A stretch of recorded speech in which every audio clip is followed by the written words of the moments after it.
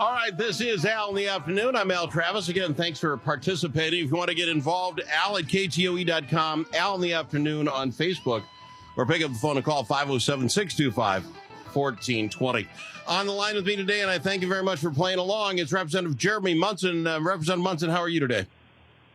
I'm doing great, Al. Thanks for having me on. I think the last time we talked was going into the vote on Monday about whether or not the city of Mankato was going to go with the full mask, all on mask day, and they did. Your thoughts on that, sir? Well, I think it was disappointing to so many of the businesses in Mankato that did not want to have to ask patrons to put on masks. They don't want to be in that situation, and I think there's going to be a loss of business to the region, and that's really unfortunate. I think a lot of the people in surrounding communities that I represent will be shopping locally in the small towns as much as they can, or driving elsewhere, even further than Mankato, to not have to be in that situation. Well, doesn't that go along the lines, and I read something, I want to say it was from the mayor in Rochester, might be a city council person, I don't know, saying that, because they also did the same thing, the mask thing, and that person said on her Facebook that she hopes that the governor just puts a full-on mask throughout the state, so those people that go out there and say, we'll just go someplace else, have no place else to go. Your thoughts on that? Yeah, you're right. Yeah, I mean, it was the mayor of Rochester, and she just was dealing with the backlash from businesses and people that shop there, and she's asking for a statewide mandate so that people don't have a choice. And of course, being in Rochester, so close to Wisconsin, I think was kind of a dangerous statement. But that's frustrating, and I feel like that's where it's going. I just got off the phone with the Star Tribune because they're doing an article on a statewide mandate if it happens, and gathering my thoughts on as well. And what are your thoughts on that? Because I said this on the program earlier today. I think the governor's getting a lot of push from his side to do it. I think when the Mankato and Rochester do it, you'll see Minneapolis and St. Paul join, maybe Duluth or St. Cloud. And at that point, very much like the smoking ban in restaurants and bars, at that point, the pressure is too much, and he just says, yeah, let's ban it all over. Well, I think that this overall, any law that's put in place, we need to assess how enforceable it is. And I brought this up with the city council numerous times about how the Americans with Disabilities Act prohibits a business from asking, about somebody's illness or ailment, and it's a $75,000 fine for the first offense, and $150,000 fine for a second offense. So we take people's medical privacy very seriously, and if there's a medical exception, which there is, then people can walk around without masks, and they can't be questioned about not wearing their masks. Is it even by law enforcement? Can law enforcement ask you if you have a condition worthy? I don't know. No, then you can't be required to show proof. So it really puts this ordinance in a real difficult situation. The city council does actually talk about people that would be covered, with medical conditions covered under the Americans with Disabilities Act is how they wrote it. Mm-hmm. But the Americans with Disabilities Act doesn't list any kind of medical conditions. It's very broad. They have a few things they don't cover, but it's more, it's not real illnesses. So, really it's anything that's covered. And that's what makes this ordinance so difficult. I spent yesterday, talked to some law enforcement officers in the Mankato area. They have concerns about trying to enforce this. They're trying to work on, as all police are, improving relations with the community, and weighing in on this. It's so divisive. It's something that they really don't want to do. Well, that's interesting because, again, I didn't know anything about this Americans with Disability Act, but I get you can't ask people their medical condition. But as I get the law, you're Joe Al's bait shop. Someone comes in and isn't wearing a mask. I'm responsible to ask them to put it on. They say no. I don't want to ask about their medical condition. It's not my business. My job then is to call the police so that the police show up, and it falls on them. My point is a $75,000 fine. Can that fall on a police officer? If he's acting, this is weird. Yeah, the business owner needs to make reasonable accommodation for anybody with a medical disability. So whether that's curbside pickup, you can, ask them to leave. The Mankato Ordinance instructions talk about that the police can come and charge them with trespassing, which can have a $1,000 or a $3,000 fine. It just gets ugly. And I think we need to teach people that If you are, sick or you live with somebody who's compromised, wear a mask. That makes sense. But to force this on everybody where they can socially distance, where they wash their hands otherwise, obviously it's touched a nerve in the Minnesota public. And I don't think we should be dividing people more as this thing is shown to do. I find this one interesting, and then the age thing. They went from 2 years old to 12, which I think is better. It should be up to 95. But anyway, it's up to 12. But I'm telling you, there are some 12 and 13-year-olds, 14-year-olds who may not understand fully what the trouble they can get into by doing this.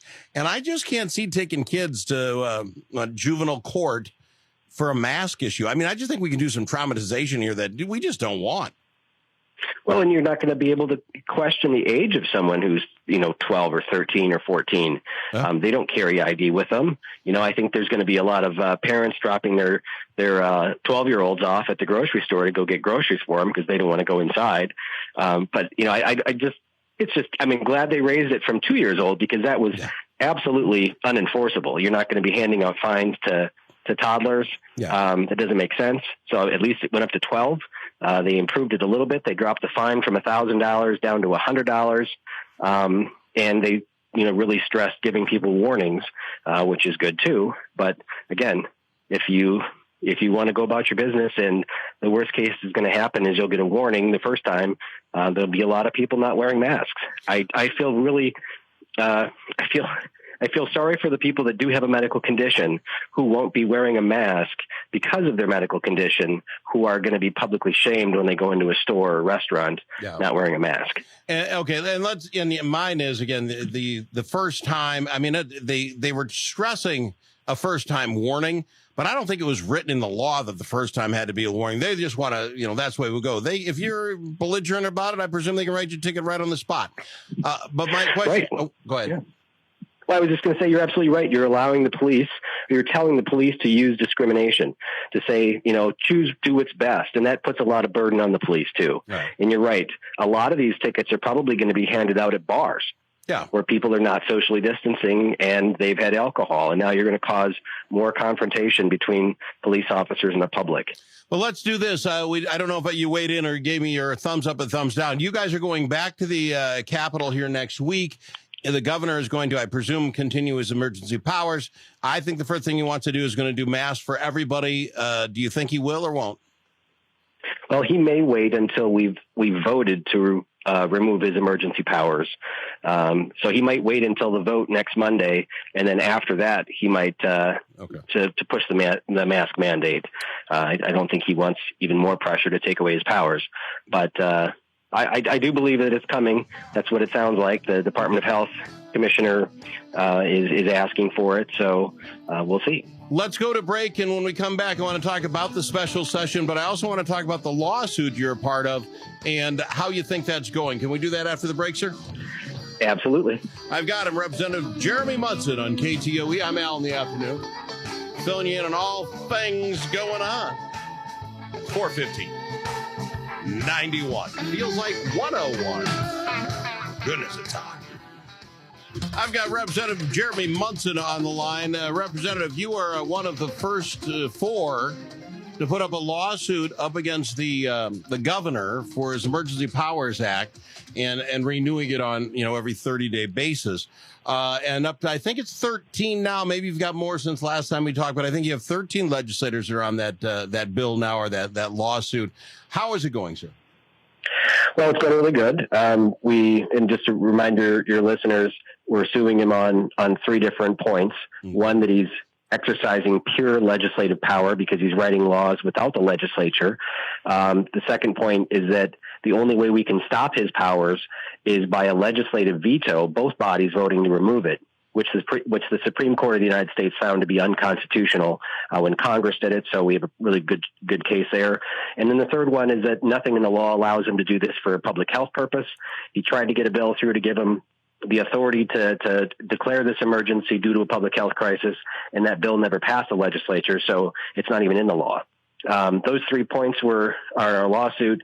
Ellison responded, Attorney General Keith Ellison responded last week with his motion to dismiss saying we didn't have standing. We have really good standing, and we're going to go to court next Thursday. Oh. And I hope we can get a rather quick judgment. Well, and that's an interesting, you say quick judgment. So you're going to the court, I believe, in Ramsey County? Ramsey County, yeah. So the Ramsey County judge listens to both sides. He takes it under advisement. It takes him a couple, 3-4 weeks. He doesn't want to rush this. It's a kind of important judgment. Comes back. If you can't force him to do it quickly, he's going to have 30 days. We start that on Monday. Another 30 days. He might at some point wear this whole Emergency Powers Act out before you get your lawsuit finalized, because even if he comes out and says, no, you win, Representative Munson, I presume the governor and Ellison will then appeal it to the Supreme Court. Well, I mean, how long has he been moving the goalpost when he puts out his decision to declare a peacetime emergency, saying, well, we just need 3 to 4 weeks to ease the strain on our hospitals, and then they keep on adding more and more changes to it. COVID-19 is not going away. It's going to be here for years, and it may be years before we have a vaccine. So we can't live under tyrannical rule where someone has the ability to write laws unilaterally without going through the legislature. That needs to end, and he can change election law and do whatever he wants as long as he maintains these powers. 10 other states have sued their governor for these same powers, and they've won successfully. So it would not be unique for us to win this lawsuit next week and put an end to it. The legislature is willing to write laws, but the governor should include us in that process. All right, then do this for me. What happens, let's say next Thursday, the judge listens to it. He says, okay, Ellison wins on this count. You guys win on 2 other counts, so I'm going to throw this whole thing out. Could he do it that quickly, or is he going to take it under advisement? Let's just say he comes back and says, you win, Representative Munson. Your team wins. What happens in the state of Minnesota? Now we know he can't do that again, but could he restate his emergency powers for whatever reason that it does fit? You know what I'm saying? Is this just a game of tag? No, that we're asking that this chapter of law be thrown out. And without that chapter for emergency powers, he can call the legislature back into session and ask us to write a proper, temporary, Emergency Powers Act. Okay. But we would make it specific to natural disasters like floods, fires. We could list out everything. The chemical spills and industrial accidents that are in there could stay. But then we would ask that both bodies have to positively affirm. Both bodies, House and Senate, have to say, yes, we approve these powers for a temporary, short period of time, 2 weeks or whatever. And then we would also ask that the governor call us back into session so we can actually write some of the laws to cover his executive orders, a few of them that are good, like delaying the income tax and penalties and such to July. That should be in law.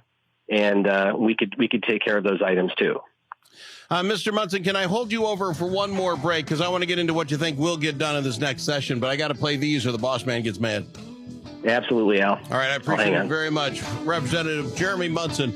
Coming up, we'll find out exactly what he feels will get done then in the special session, the second special, what do we call it? Special 2? It comes up on Monday. We'll find out how that session goes next.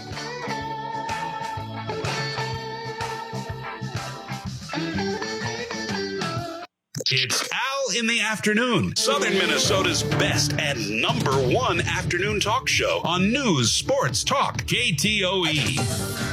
Representative Munson, I have exactly 5 minutes to cover this, so I gave us plenty of time. I mean, not like anything's going to get done. I'm sorry, leading the witness.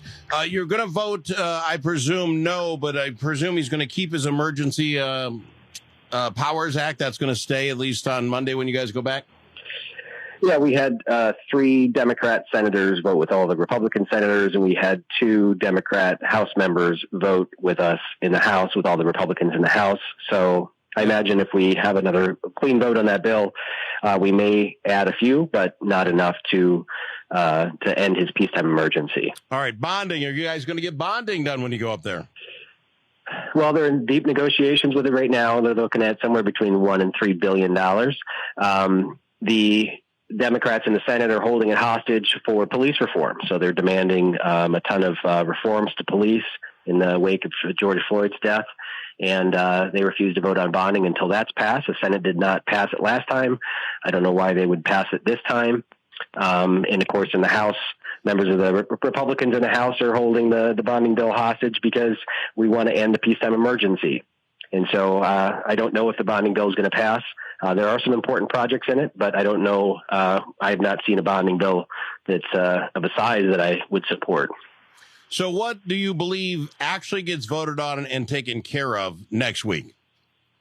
Well, there'll be some small measures. There's some PPE reimbursements for dentists.